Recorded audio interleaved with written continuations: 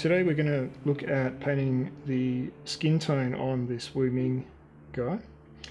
And I've got some colours out here that you might think to use for skin tones.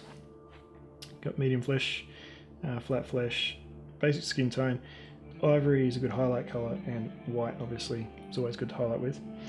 I actually never use these three, not for skin. Reason being is they're just too kind of yellowy coloured. They make everyone look unnatural and unhealthy. So a good general skin tone that I've found works out quite well is this cork brown. It's got a bit more of a brown pigment, a little bit of red in there, so it's a bit sort of a pinky brown. I'm generally going to be shading that with something like a chocolate brown. Might put a bit of a German cam medium brown, something like that in there. These are kind of browns that aren't sort of too strongly brown, too richly brown. They're more of a sort of grey brown colour. I'm still going to use the ivory, I'm still going to use the white to highlight with. Generally speaking, if you're talking about especially Caucasian flesh, the areas of skin tone on the face will actually change as you go down the face. So the forehead's going to be, generally speaking, maybe like a little bit of a yellowy colour or a browny colour. In the middle where the eyes and nose cheeks are, that'll have more red tones, and in towards the chin area, that'll be more of a grey or a blue or a green colour. And this is all subtle, so it shouldn't have like coloured bands on the model. But with a little bit of subtle colour shift, you get more natural look to your model. So generally speaking, I'm going to go in and start putting in small glazes of things like the cad red, burnt cad red. I might put a violet or something in there if I want to get some purpley sort of tones in there, maybe around the chin or around the lips. Something like a nice sort of grey greeny colour, like not too green, might go into the mix as well. Or I might use something like a Luftwaffe blue in there as well. So flesh tones, especially on the face, aren't going to be sort of one colour. They're going to be a range of different colours and different tones based on where you are on the face, and that gives you a much more vibrant, much more realistic looking face. As per normal, I've got some cork brown in the palette, watered down a little bit, so it's a nice sort of consistency. I want this to go on with a few coats, not just one, so it doesn't want to be too thick. Hang on. Had a stray hair there. And basically just apply that over the whole face, the whole head, where I want the skin tone to be. Not too fussed with the coat for now, to be honest. Make sure you get right into the eye zone and all that sort of thing. This will get other colours coated in there. They get shaded and all that sort of thing. This is also just lightening up the quite dark grey tone that I've got on the model so far. Applied the first base coat. Like I said, multiple layers. I've just basically gone over that, painting around the face as I've been painting it. It's thin enough, it's drying quickly. And just keep working around and around till you've got the whole face done. So for the first shade on this guy, because he's an Asian character, I've picked out the flat earth colour to give that a bit of a shade. That colour it has a little bit more of it's still a brown, but it's got a little bit more of a sort of yellowy tinge, which the Asian skin tones tend towards slightly. And I want to make a point that generally speaking, light skin tone people are fairly close. If you're Caucasian or Asian skin tone, they're not actually that different. A lot of people think you need to paint them totally differently. It will affect some of the other tones we put in. You probably won't put so many red tones in, for instance. But basically, the differences are not that big that you would notice it on such a small figure too much. Okay, so painting in this shade colour, again just making sure it's watered down to a decent consistency. and I'm painting down into the bits where I want it to be darker. I'm not really painting over the whole thing or applying a general wash or anything like that. I don't tend to like to wash. I'd rather do sort of glazing type effects. So the next stage in painting a face generally for me is to actually paint the eye area. I'm going to start by applying a darker brown colour around the eye here. This is chocolate brown. Basically just to shade around the eyeball area a little bit more than what I already have, and just really around the eye. That'll just help the eye area itself pop out a little bit more. Then with the eyes, I'm generally going to go through with my white colour, or near white. Near white's probably slightly better. So I'll go with the white grey, and then basically paint this in the eye itself. Okay, so I've watered down the white grey. Going to paint in the eye itself from this angle. Generally I'm doing things like this, trying to get the angle in there for you.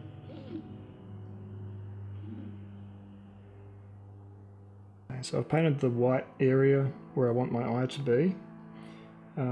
If that's not perfect, don't worry too much about it. You can always paint over with the chocolate brown, or even a bit of black if that's not coating well over the white, and try again. I might, for instance, just come in on the top of some of that eye area on the left eye in particular and cut that down a little bit. Overbrush a little bit just to reshape that and get that nice before I go on to the next step.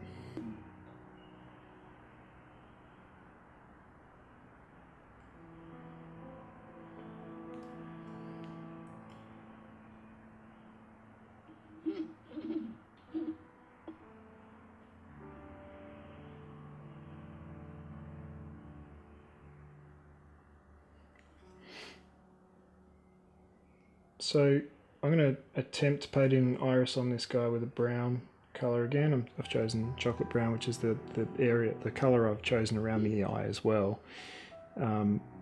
Black needs to be in the middle for the pupil. Generally, if an eye's a larger eye on a model, you're more able to do irises and get that really nice sort of look because you see the colour without really noticing it. Basically just paint it into the very middle, whatever colour eye you've chosen, of the white area that you've just painted. And this is where people stuff up probably the most often with eyes. The overall shape needs to be right, but then of the eye itself, so you want that almond sort of shape as much as possible at this scale. But then they go and paint a pupil or an iris and it's sort of off centre and throws the whole thing, where you end up with a cross-eyed look if the two eyes aren't matching, that sort of thing. When I choose an iris colour, I'm usually going to try to choose something that's reasonably bright coloured while still having good contrast. And it needs to be quite big in the eye because you're going to want to paint a black dot in the middle of it as well. You don't want that wide-eyed look. So there's the irises I've just painted in. Somehow managed to get them pretty good first time. So painting the pupil into the eye, I'm going to pick a dark colour. Sometimes I'll go with pure black, other times I'll go with a black grey or something like that, something close to black. For this guy I'm actually going to go with pure black because his eye is quite dark anyway, and it needs to have some contrast to the iris. If I'd chosen, say, light blue eyes or something, it makes more sense for the pupil to be a little bit lighter because otherwise you'll end up with a bit of a strange look because there's too much contrast. For the black, I'll switch to the size 0 because it wants to be a tiny dot in the middle, and just very carefully touch the middle of that iris.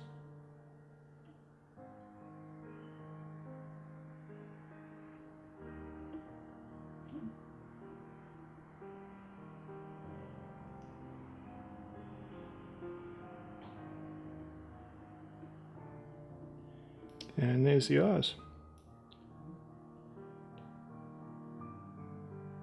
So on a model with larger eyes, I might go in and, like if you're painting a chibi character or a slightly larger scale model, or quite often with Corvus Belli miniatures, the females have larger eyes as well.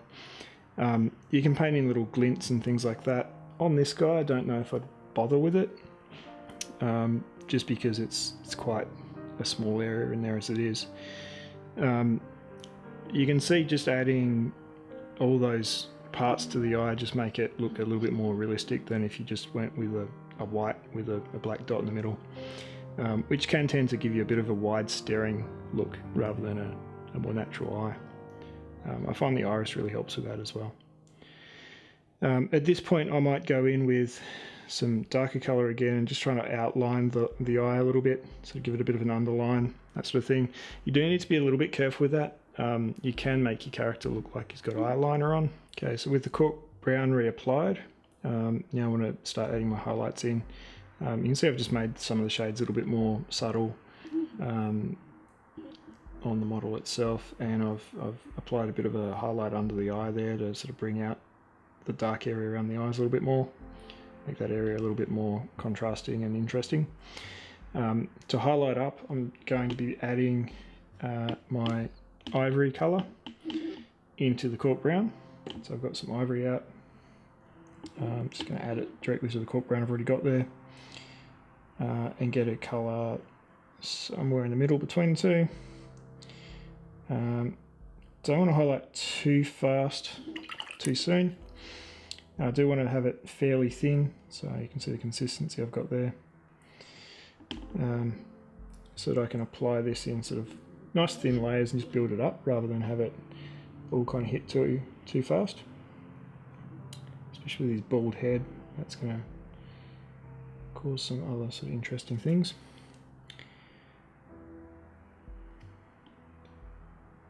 So painting in the top of the head here. Just work around the side a bit. Make sure I'm blending that a little bit as I go. Again, just sort of using the paint direction, the bristle direction to guide where the blend needs to be.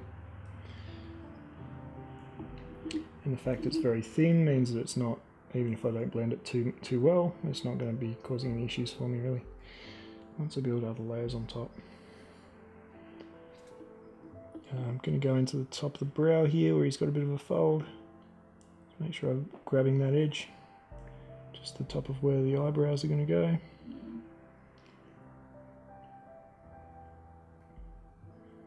And I'll come in under the eye here on the cheek a little bit as well. Very top of the nose you can see.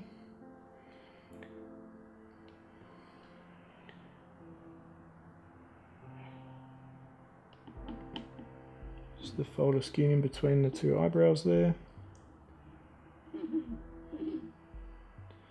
Cheek on the other side. And I'll push a highlight up on the upper edge of that cheek area there. Here he is with the first highlight. You can see I've added a fair bit of contrast to that model, but we'll go in and add even more. Once we've got this highlighted up, we'll go back in and add some glazes, which will cut some of the harshness out of the highlight in some areas as well. So you kind of have to highlight a bit further than you really want to, because you're adding those glazes to come, and it's going to pull it back down a little bit as well. The other thing to keep in mind here is that I'm holding this guy about 3 inches from a lamp.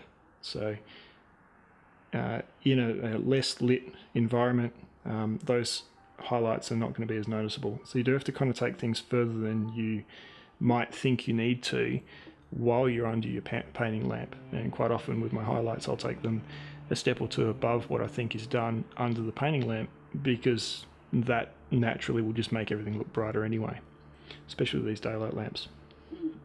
So here I'm just adding a bit of the cork brown mix into the ivory to dull that a little bit. I'm going to use this as my next highlight phase to bring some more sort of popping highlights in.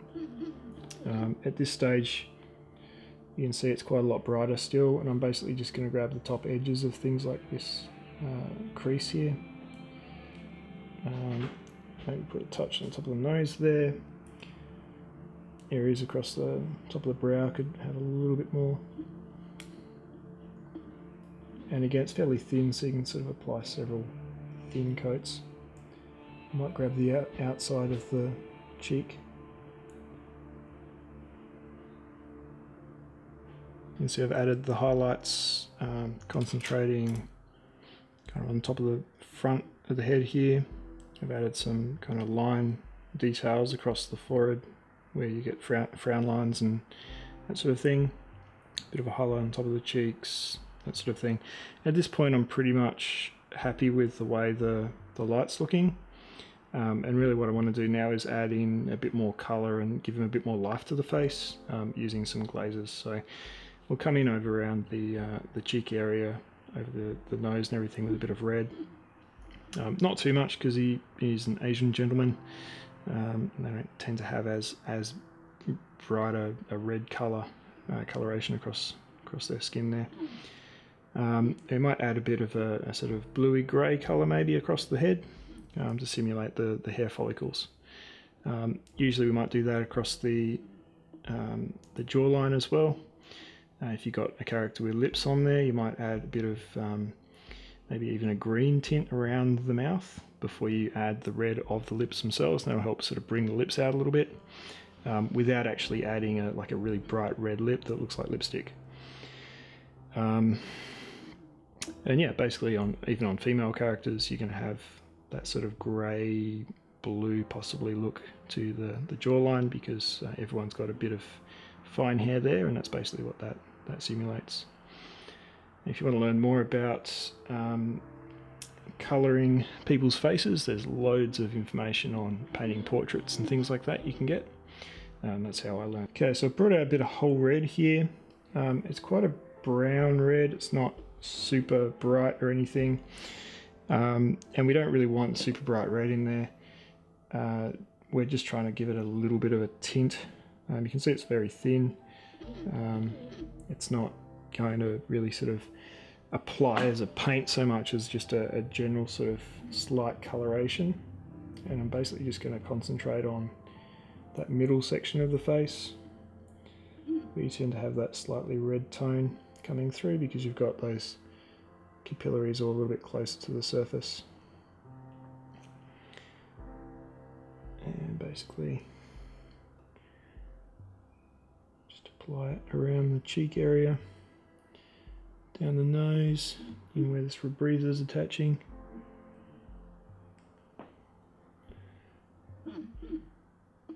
Try not to flood any areas or you end up getting it in the eye, and that's not a very good look. Oh, the character's got red eye.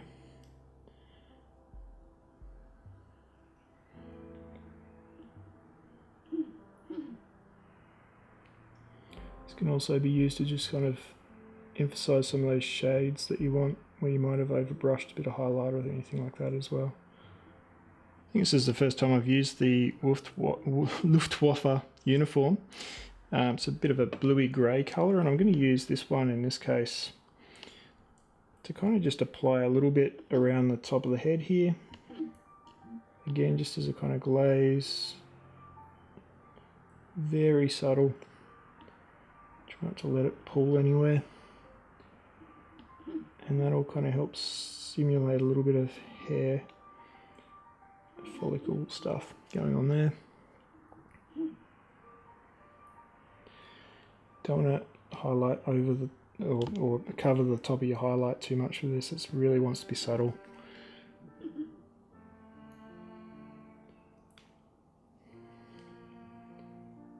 If you've let it pull anywhere, because it's very thin, you should be able to rub it straight off.